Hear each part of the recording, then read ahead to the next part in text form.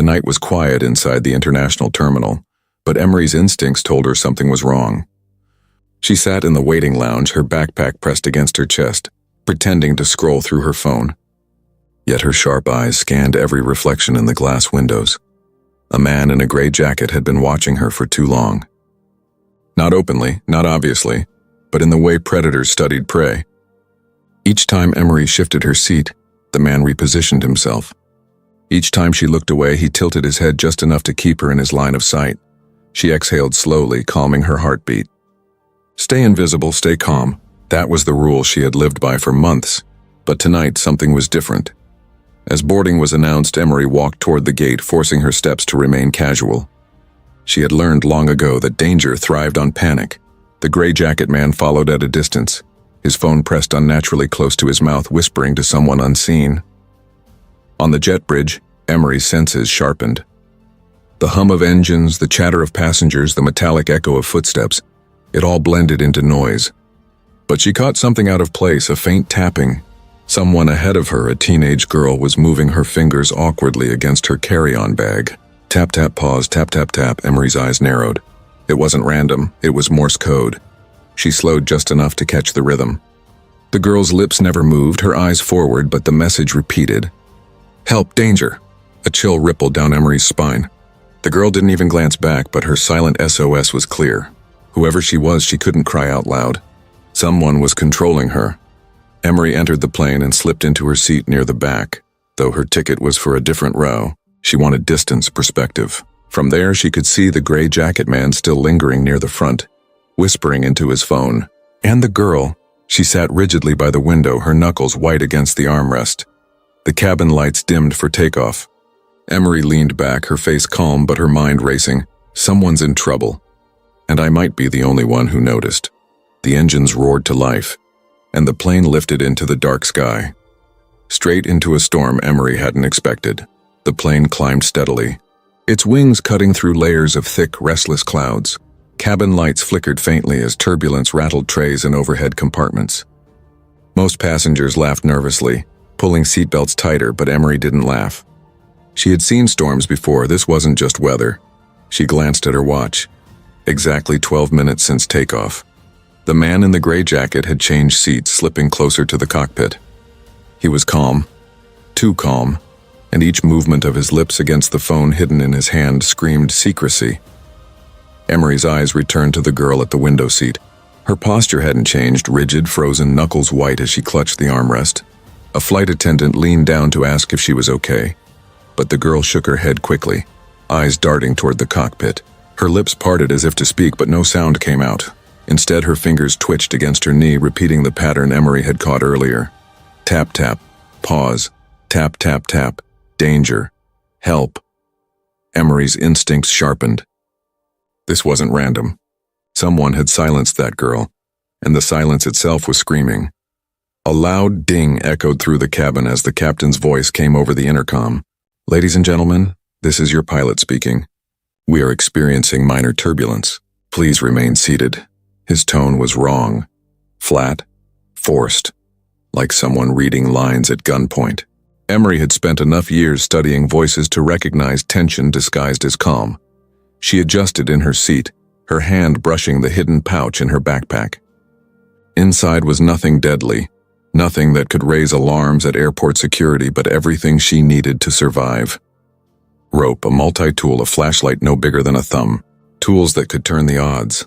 The turbulence grew sharper. Drinks spilled, a baby cried, and passengers exchanged uneasy glances.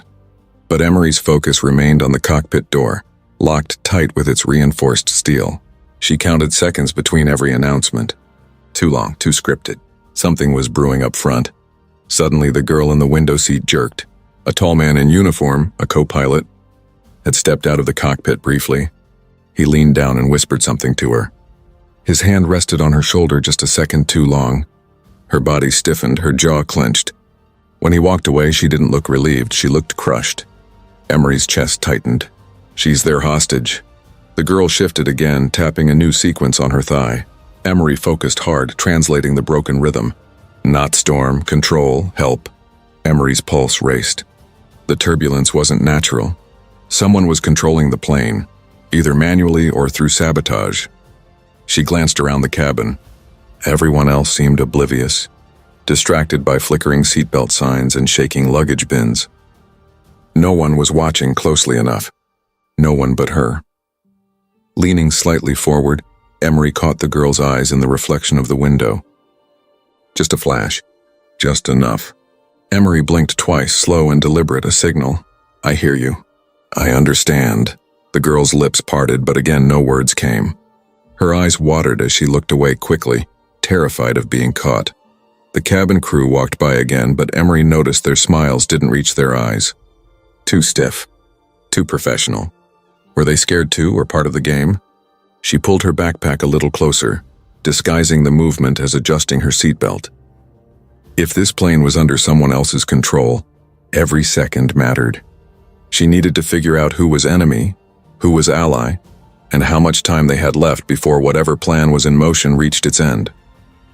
Her mind replayed the details. Gray jacket man whispering. The captain's unnatural voice. The co-pilot's menacing grip on the girl's shoulder. The storm that wasn't really a storm, pieces of a puzzle forming but not yet complete. Then, another announcement. Ladies and gentlemen, we're adjusting course slightly for your safety. Emery's heart sank. Adjusting course? But she had checked the flight path on the screen moments ago. They were no longer heading toward their intended destination. The plane was drifting off track, slow enough not to raise alarms, but deliberate. Passengers clapped nervously as if turbulence had passed. They had no idea. Emery leaned back, her eyes half closed, playing the role of another drowsy traveler. But inside, every sense was on fire. She wasn't just another passenger anymore. She was the only one who knew that within minutes the fate of everyone on board would depend on her next move, and the clock was already ticking. The hum of the engines filled the silence, but Emery could hear something else beneath it, an undercurrent of tension that no one else seemed to notice. Passengers were settling in, oblivious. A businessman typed furiously on his laptop. A mother soothed her crying child. A couple laughed quietly over an in-flight movie, normal distractions. But Emery knew normal when she saw it, and this wasn't it. Her eyes locked once again on the cockpit door, a heavy reinforced barrier, one that had seen more than its share of secrets since airlines had fortified them years ago. She remembered training sessions long ago, scenarios of hijackings, emergencies, split-second decisions, and right now every instinct told her that door was hiding something. The gray jacket man hadn't touched his seatbelt once. His body was loose, restless like a predator waiting for the right moment. He wasn't just a nervous traveler. He was connected to whatever was happening up front. A flight attendant passed by offering water. Emery accepted, smiling politely, her eyes scanning the woman's trembling hands. Not nervous about turbulence, nervous about something else. Her smile was painted on, mechanical. Thank you, Emery whispered, watching her closely. The attendant gave a quick nod, then hurried away. Emery didn't miss the glance the woman shot at the gray jacket man before disappearing behind the curtain. The pieces were fitting together, but the picture wasn't complete. Emery reached for the in-flight screen in front of her and tapped to pull up the flight map. Her suspicion hardened. The plane wasn't just slightly off course anymore. It was drifting steadily east, a deviation no pilot would allow without explanation. She memorized the trajectory, committing each shift to memory. She leaned back in her seat, the water untouched in her hand, and studied the girl by the window again. Her body language screamed captivity, still as stone, her eyes occasionally darting to the cockpit door, then back to her lap. Then it happened again. The faint tapping. Her fingers pressed against her thigh, just enough to make sound if someone listened carefully. Emery tuned in, blocking out every other noise. Not safe. Pilot, not pilot. The words hit like a strike of lightning. Emery's pulse quickened. The pilot himself was compromised. That voice earlier, flat and unnatural. It wasn't the man who was supposed to be in command. Whoever was flying this plane was not their true captain. She needed confirmation, evidence. Anything that could prove her instincts weren't just paranoia. Emery stood slowly, stretching as though she were simply restless. She walked toward the restroom near the cockpit, careful to mask her intent. The aisle swayed beneath her feet as the plane rocked, and passengers barely noticed her passing. Near the curtain separating first class, she paused. Voices. Muffled, but sharp. She tilted her head, listening. Stay on course. They won't suspect. 12 minutes until... The curtain shifted and Emery quickly ducked into the restroom. She locked the door, her breath controlled but shallow. Whoever they were planning something timed. She splashed water on her face, forcing herself to remain calm. In the small mirror, her reflection looked back, eyes sharp, jaw set. You've been here before. You've handled worse. But this time, dozens of innocent lives were at stake, and every second of inaction could cost them. She emerged, moving casually back down the aisle. But as she passed, she felt it, the gray jacket man's eyes drilling into her back. He knew she was listening. Emery slipped back into her seat, grabbing her backpack with steady hands. She opened it just enough to brush her fingers against the multi-tool hidden inside. She wouldn't use it yet, not unless she had no choice. The girl by the window risked one more look, her eyes wide, pleading. Emery gave the faintest nod, a silent promise. I'll get you out of this. The engines groaned louder as the plane veered again. Emery glanced at the map. They weren't east anymore. Now they were heading south toward open water. The intercom crackled once more. Ladies and gentlemen, this is your pilot. Please remain calm. We are making a minor adjustment. Emery's grip tightened on the armrest. That voice didn't belong to a trained pilot. It belonged to someone pretending. Someone forcing authority they didn't own. A ripple of unease swept through her chest.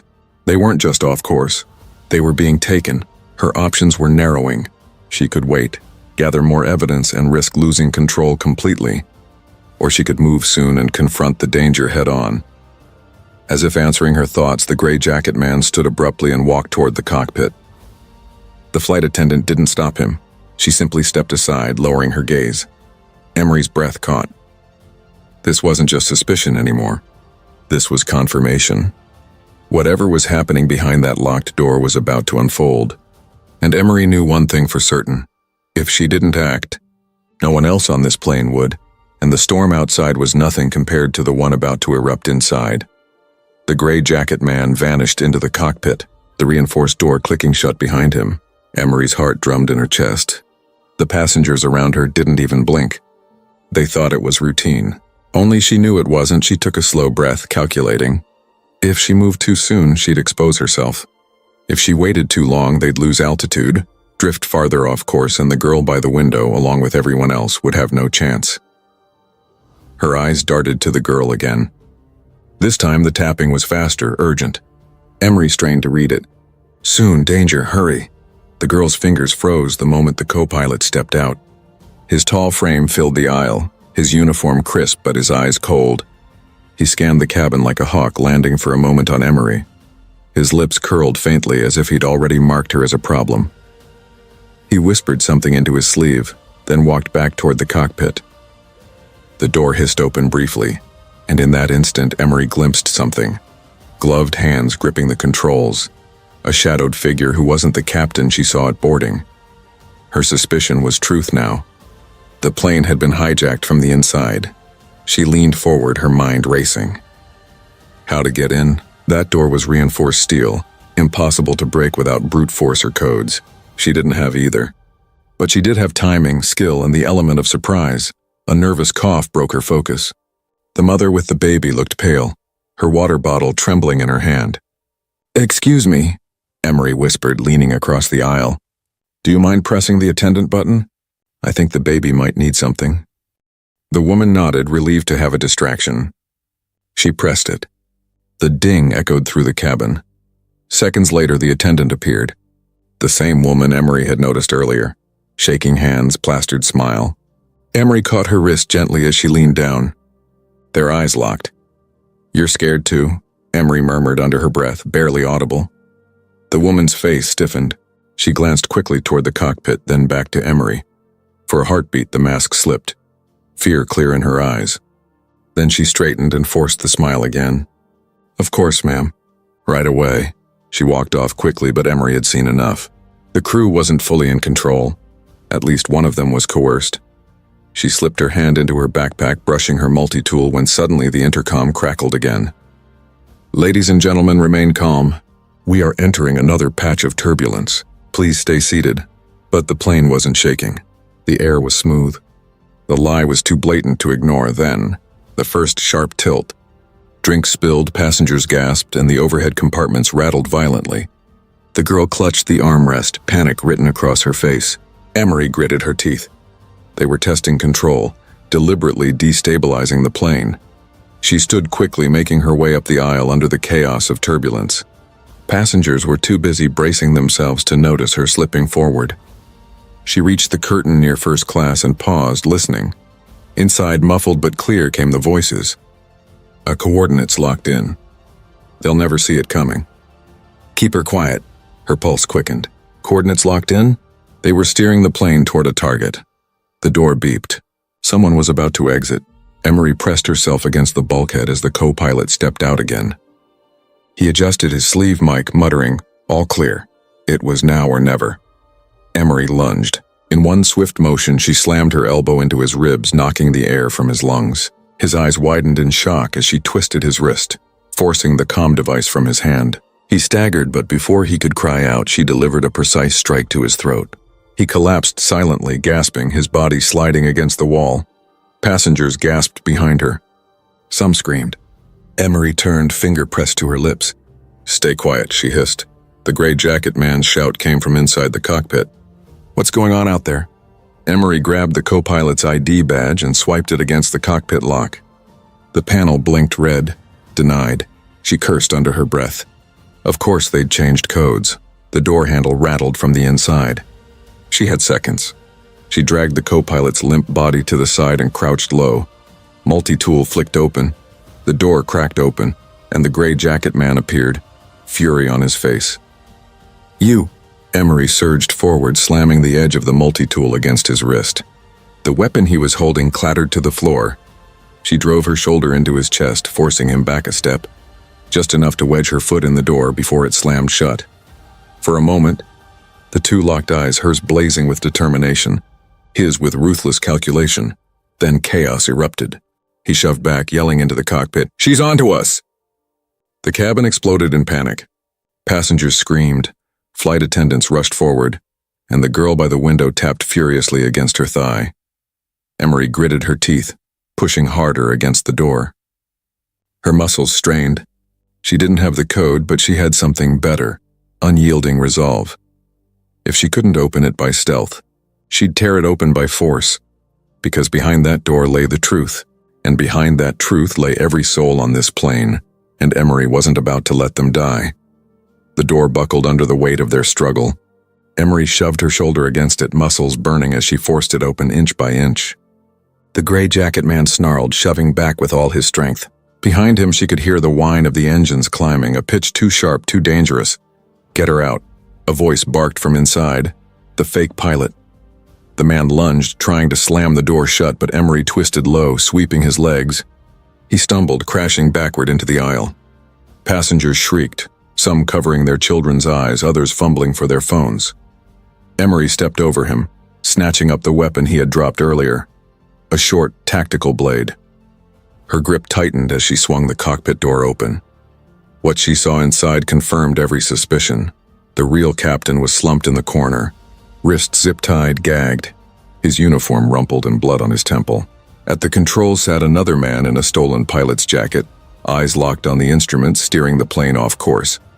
His hands were steady, trained. Not just a criminal, but someone who knew how to fly. "Step back," Emery commanded, her voice low and firm. The fake pilot turned, his mouth twisting into a cold smile. "You're too late."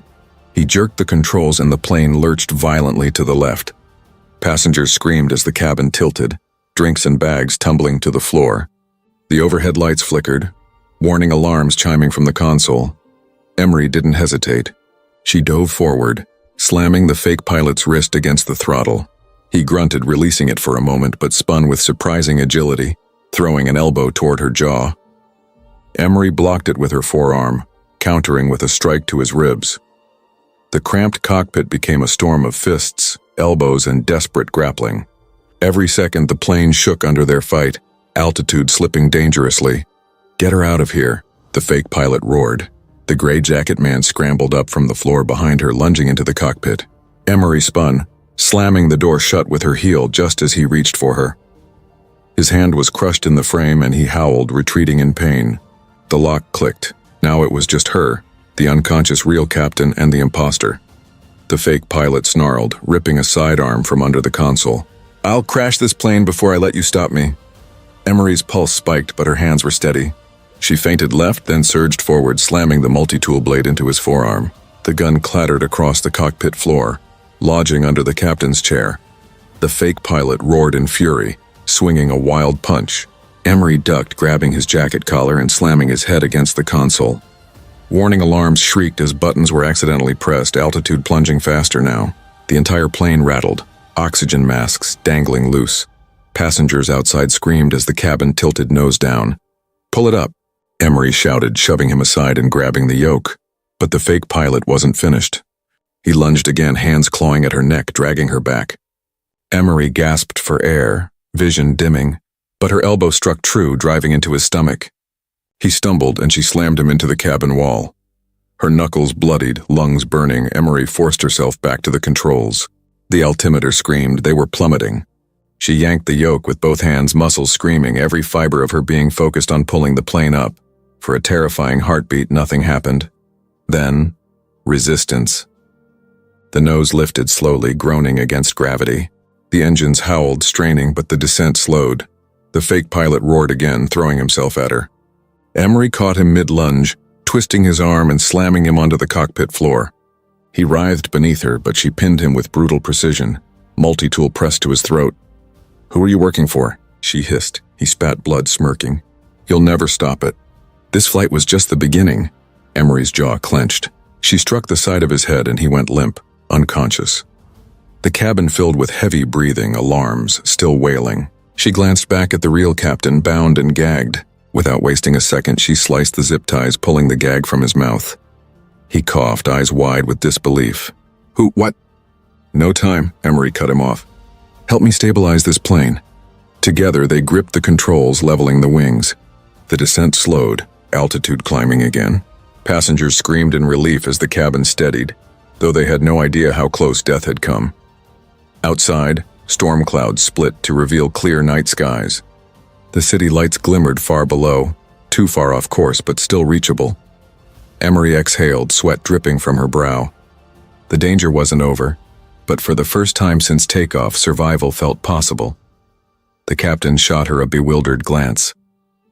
"You just saved 200 lives," Emery shook her head. "Not yet.